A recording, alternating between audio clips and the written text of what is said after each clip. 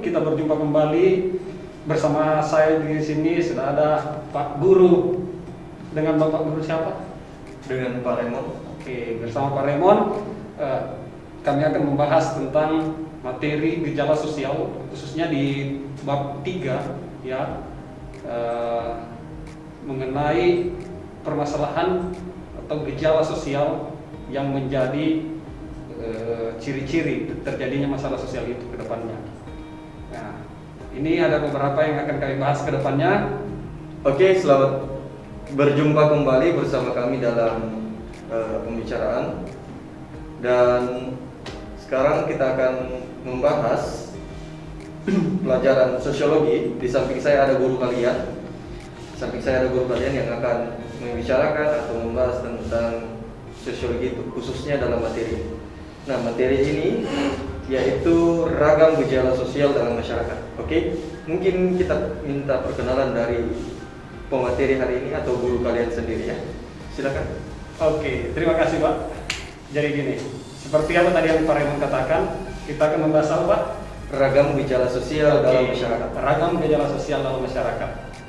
Jadi kalau kita mendengar kata gejala sosial, sudah seperti misalnya kita misalnya Pak Raymond, kalau misalnya sakit demam, apa gejalanya? Biasanya disertai dengan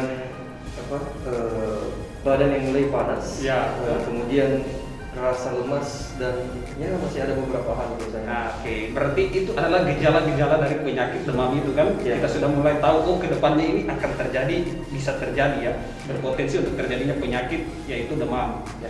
Nah, sama seperti sosial dalam ilmu sosiologi juga, gejala sosial ya itu kita bisa pelajari yang akan menimbulkan kedepannya itu berpotensi menjadi masalah sosial.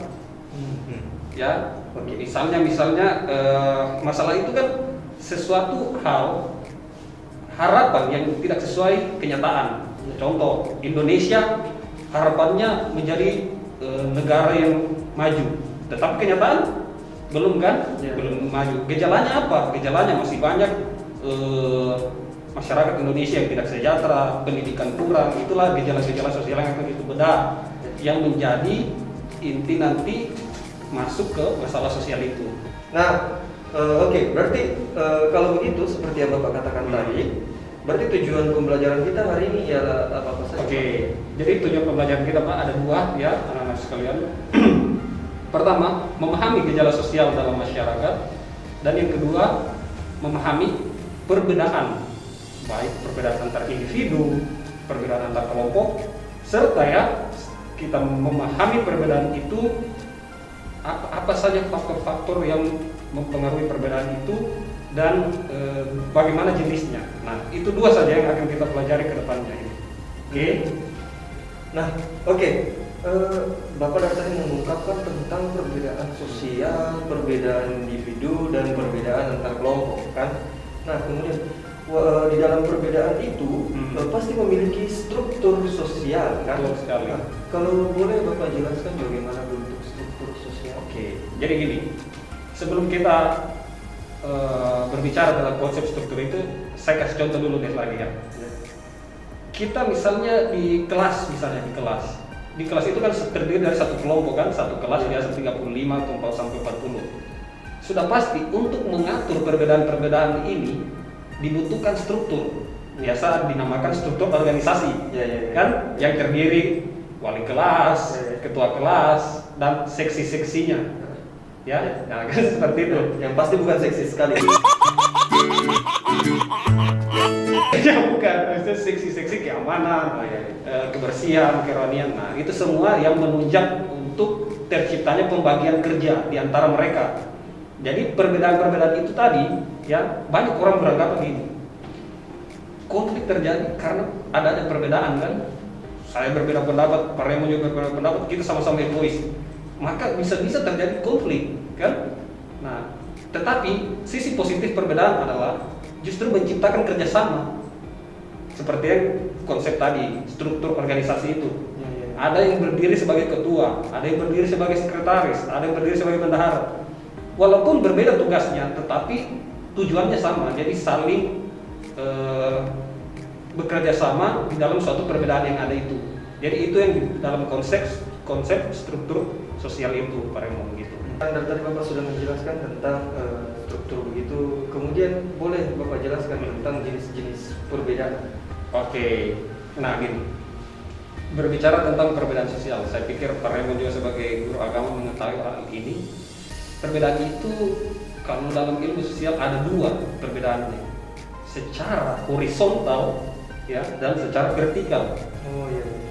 Khususnya dalam ilmu sosial itu perbedaan secara horizontal itu apa?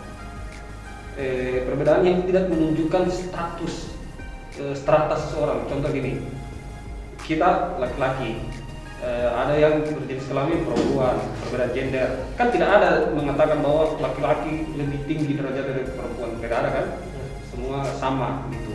Sama juga agama Kristen, Islam, Hindu, Buddha, tidak ada yang lebih tinggi, tidak ada yang dispesialkan. Khususnya di Indonesia juga kan, gitu. Usia juga bisa masuk. Nah itu dinamakan perbedaan secara horizontal, itu adalah perbedaan disebut ya diferensiasi sosial. Jadi perlu kalian catat, diferensiasi adalah perbedaan secara secara seimbang yang tidak menunjukkan tinggi rendahnya status seseorang. Ya, contoh itu ras misalnya juga, perbedaan ras. Tidak ada kan ras yang mengatakan ras kulit putih lebih tinggi daripada ras kulit hitam. Kalaupun ada, itu kan dinamakan rasisme, berarti seperti itu. Tapi secara hakikatnya tidak ada yang mengatakan bahwa ras ini lebih penting daripada ras ini, kan? Seperti itu. Sama tadi agama juga, bahasa juga seperti itu. Jadi itu namanya diferensiasi sosial. Nah, kalau kira-kira secara vertikal itu apa Pak? Oke, bagus. Tadi kan Bagus sudah katakan bahwa selain secara horizontal, namanya jenis pasti ada beberapa kan, tidak mungkin cuma satu. Sekarang kita akan bahas yaitu perbedaan secara vertikal. Biasa disebut itu stratifikasi, dari kata strata. Banyak negara ya masih memakai sistem seperti ini, ya, yang namanya kerajaan itu kan pasti memakai kelas strata sosial. Beda kita demokrasi, kan? Tetapi walaupun seperti itu masih ada juga konsep-konsep strata sosial di dalam bidangnya kita. Misalnya kayak di pekerjaan TNI ada kan namanya jenderal, kolonel kan. Nah itu sebenarnya konsep strata sosial juga seperti itu. Cuma tidak mengusus ke spesifik seperti itu. Jadi gini, perbedaan strata sosial itu kalau di dalam sosiologi itu ada 4 ya yang menentukan terjadinya strata sosial. Yang pertama yaitu pendidikan. Kalau misalnya saya tanya,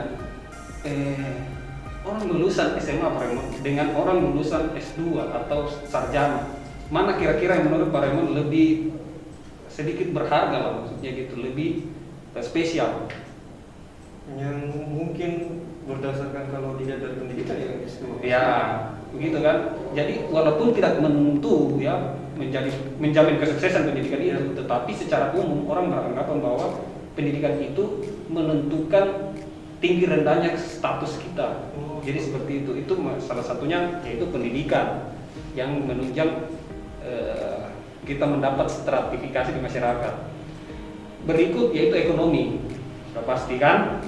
Orang kaya pasti selalu dihargai, itulah ya manusia ini pasti orang kaya dimanapun itu. Kalau kita mempunyai uang, kita dianggap kaya, pasti enak lah kan, kita mau berurusan lebih enak. Kalau orang miskin ya biasanya sudah lah gitu ya, gitu seperti kita ini ya.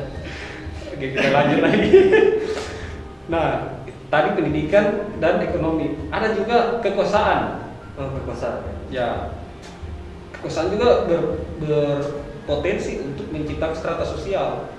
Contoh misalnya orang yang misalnya kayak di dalam suatu kelompok dia memiliki kekuatan yang lebih besar, kekuatan dalam artian fisik bisa, ya, maka dia akan didengar dan dia akan lebih dihormati daripada orang-orang yang lemah. Kan kekuasaannya seperti itu. Nah, yang terakhir yaitu tadi sudah 3, sekarang yang terakhir yaitu dari kehormatan, ya, atau jabatan biasanya seperti itu. Orang mendapatkan, karena tidak semua orang kuat itu dihormati.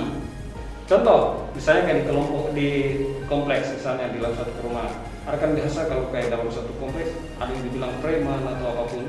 Nah, itu kan dari segi kekuasaan tadi. Ada kehormatan seperti misalnya kayak ketua RT, RW. Otomatis untuk membuat suatu kebijakan pengumuman yang berhubungan dengan kepentingan masyarakat kelompok kompleks itu, maka yang harus didengar itu pasti yang mempunyai wewenang gitu, orang yang mempunyai kehormatan di bidang situ. Nah, jadi seperti itulah untuk konsep diferensiasi dan stratifikasi sosial tadi. Nanti yang secara vertikal itu ya? Ya, itu vertikal stratifikasi. Jadi ingat saja perbedaannya itu, kalau horizontal berarti perbedaan diferensiasi. Nah, kalau vertikal? Ya, itu stratifikasi. Jadi different dan strata. Nah, berarti diingat different, strat. Nah, gitu. Oke? Oke. Oke, mungkin cukup sekian untuk pelajaran hari ini ya. Iya, boleh. Ya. Lebih baik kan sedikit-sedikit jadi bukit. Ya betul. Seperti kita menabung sedikit-sedikit, lama-lama itu jadi banyak. Kan? Iya, Jadi betul. seperti yang Bapak Fikra katakan tadi. Nah, kita akan melanjutkan nanti di dalam pertemuan berikutnya tentang materi ini. Jadi tetap harus selalu belajar dan tetap jaga kesehatan. Oh iya, Oke? dulu Oh, iya. kalau ada pertanyaan nih. Oh iya, ya, harusnya ada yang saya lupa. pasti ada pertanyaan. Kalau misalnya mungkin ada anak-anak yang atau kalian yang ingin bertanya, silakan langsung menghubungi secara langsung Pak Fikra di nomor telepon di bawah ini. Oke ya, oke. Mungkin cukup sekian hari ini. Sampai ketemu dalam pembelajaran selanjutnya dan tetap sehat. Oke, salam sosiologi. Dadah semuanya. Bye-bye semua.